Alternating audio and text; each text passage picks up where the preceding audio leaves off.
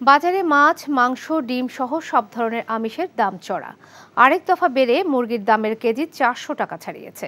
সবজির দামও বেড়েছে আরেক দফা। কয়েকটি সবজির কেজি 100 টাকা ছুঁয়েছে।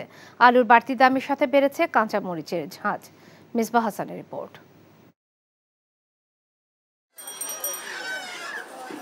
দ্রব্যমূল্যের ঊর্ধ্বগতি যেন গ্রীষ্মের উত্তাপকেও ছাড়িয়ে যাচ্ছে।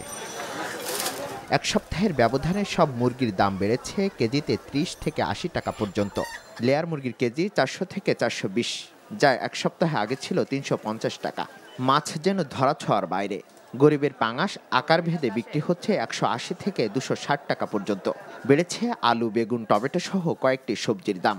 স্বস্তি নেই পেঁয়াজের বাজারেও।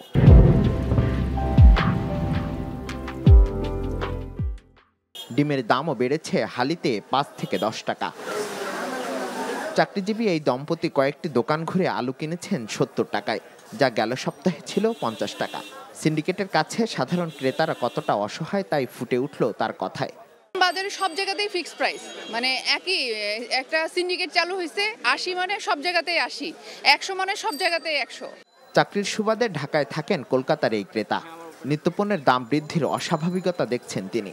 কলকাতার পরে এখানে সবকিছুরই দাম সবসময় মনে হয় অনেক বেশি, অল দ্য টাইম। নিম্ন বর্গের মানুষজনের একটু প্রবলেম হচ্ছে, বাট নর্মালি যারা আমাদের মতো বা যারা অন্য যাদের দেখছি তাদের খুব একটা এফেক্ট করছে বলে মনে হয় না।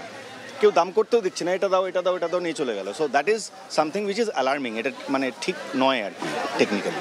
বিক্রেতাদের দাবি খরায় পণ্যের উৎপাদন কমেছে, সরবরাহ কম হওয়ায় বেড়েছে দাম। তবে ক্রেতাদের অভিযোগ এগুলো অজুহাত মাত্র। ছোট থেকে ধরে বড় যা আছে সবই বাড়ছে। 500 টাকার নিচে মাছ নাই। কাজকি মাছের কেজি 500। কিনতে গেলে আমরা খামারিরা বলতেছে না এই রেটে নেন, নাইলে বাদ না, কি করার আছে। আমরা বলার মতো আমি তেমন কোনো কিছু পাইও না, কারণ আমরা বাজারে যে আসি আমাদের না বিশ্বাস উঠে গেছে। বাজারে দামের অবস্থা তো খুবই দুর্বিষহ, কারণ আমরা যারা সাধারণ জনগণ আছি তাদের তো খুব বেহাল অবস্থা। বিক্রেতা তারা তো তাদের লাভ করবেই। মিডলম্যান, রাস্তাঘাটে চাঁদাবাজি, রাস্তাঘাটে ট্রান্সপোর্টেশন টাকাটা খেয়ে ফেলতেছে।